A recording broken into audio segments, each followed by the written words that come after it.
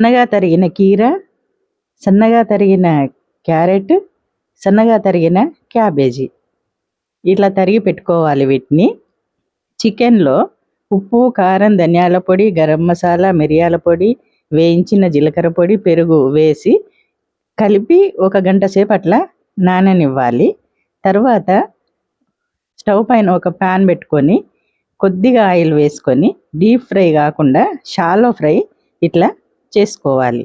తర్వాత ఈ చికెన్ చక్కగా ఇట్లా వేయించుకోవాలి. తర్వాత ఈ చికెన్ ముక్కలను చిన్న చిన్న పీసులుగా కట్ చేసుకోవాలి.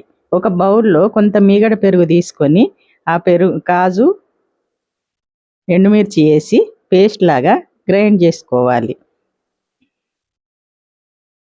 తర్వాత ఈ చిన్న చిన్నగా తరుగుకున్న ఈ చికెన్ ముక్కలు, ఆ పెరుగు,